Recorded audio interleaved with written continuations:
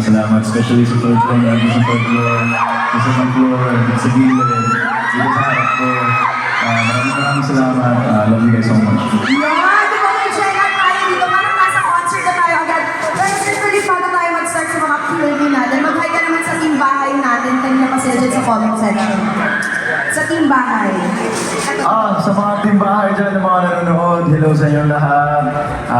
I hope na nag-enjoy kayo habang nanonood ngayon. Yan. Yes. At para naman mas fun, mas comfortable ang atake natin, Sir Felipe, may paupuan ako, umupo tayo.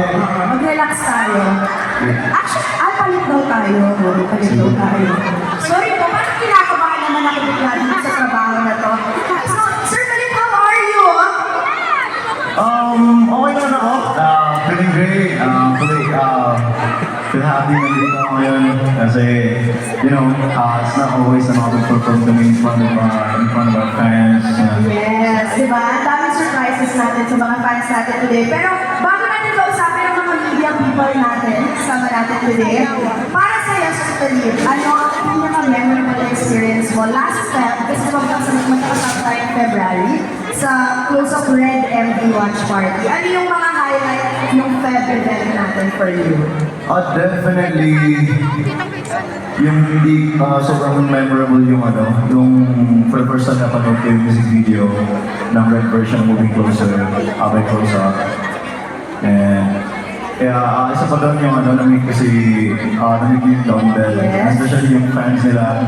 And pinaka-memorable yung 18 na nandun. Yes, of course. And we're here to make more memories happen. Pero for now, let's talk to our media friends. Let's call on Miss Ali Canao from PEP. I think my question siya for Sir Felipe, Miss Ali. Hello, Miss Ali.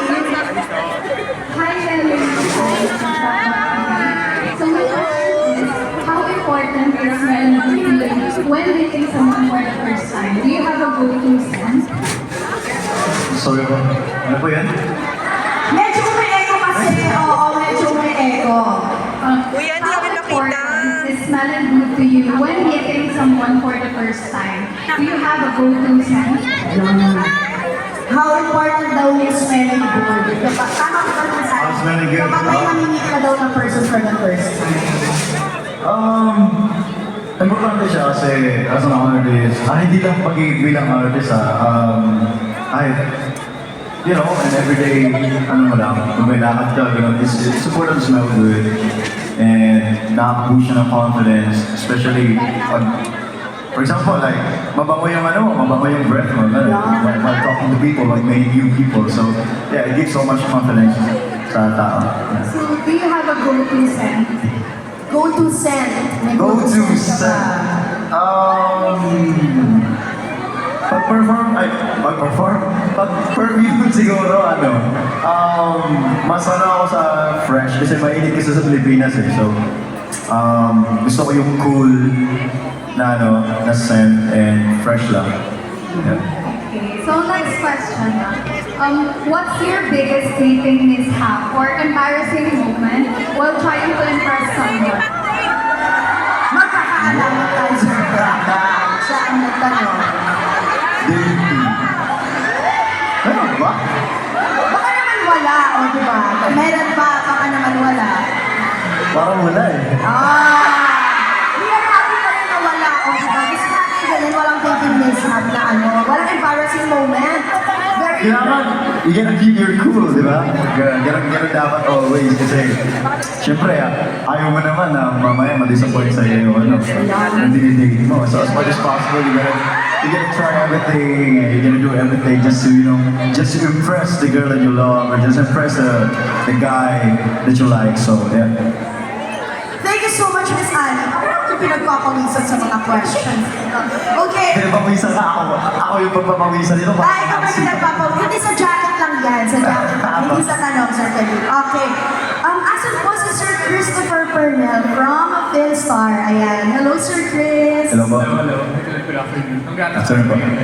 So, bilang nasa close-up tayo, in your opinion, how long does it take para isang tao maging close sa isa? Wow.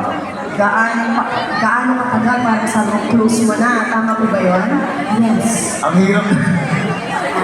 Mapaisip ka ngayon bigla talaga.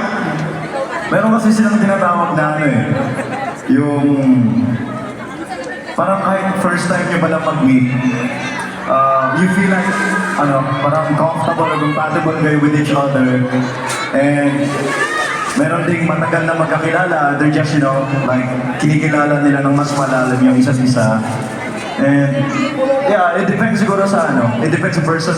Merong short and then like talagang close na sila agad or nagkakagustuhan na sila. Meron ding mas mahaba kasi gusto na lang kilalanin pa yung isa't isa. Yun po. Thank you so much, sir. This is my question.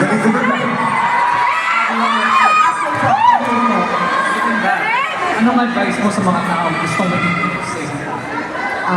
Advice mo nga sa mga taong gustong may maging ka-close. Ang sabi ni ate dun sa likod ni Sir Chris, mag-toothbrush with close up. Ang galing mo dyan, madam. I think yeah. Diba?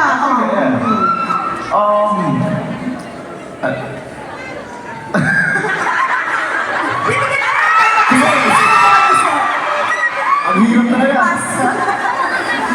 Yeah, other than smelling good, I think, gaya na sabi ko kanina, as much as possible, make someone happy, and I know na hindi sa lahat ng oras, pagiging happiness yung nandyan, dun yung struggles na natin, but still, you're gonna be there whenever like he or she needs you. So, yeah. Support talaga, tsaka communication always, yeah. Thank you so much, Sir Chris. Maraming salamat. And now let's move on to Sir Christian Lee. Eccentric yet happy. I'm Mel from Manila Concert Club. Ay, hello. Ay, oo, okay. Kumusta? Mahirap pa ba yung question niya? Hindi naman, My question is, given that you are already a talented and skilled individual, do you still intend to learn a new skill or hobby? If yes, what are these? Ulitin po natin madam. Kasi grabe yung echo, yung echo talaga dito eh. Kaya guys, wait. Okay, madam po. Given that you are already a talented and skilled individual, do you still intend to learn new skills or hobbies? If yes, ano yun? Oh, definitely, yeah. Every day, yung person talaga, madami pang sobrang daming kailangan matutunan. Even like professional athletes, professional singers, dancers, araw-araw meron pa talaga mga bagong skills na kailangan matutunan. And for me, there are a lot of things that, gusto ko rin matutunan. Especially when meeting new people, especially yung speaking skills ko because I'm not that good with, pakipagsalamuha sa iba't ibang tao. So that's the kind of like, skill na gusto kong matutunan talaga. Thank you so much, madam. Meron pa tayong additional question. Okay, thank you so much to our media people. And ito may last question ako sa iyo, Sir Felipe. Yeah. Talaga, para namang mundo talaga atake ko dito.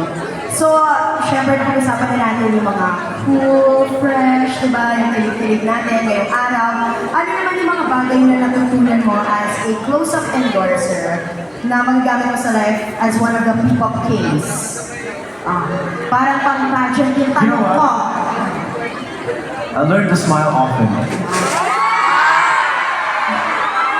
Kasi dito talaga mapipilitan. But,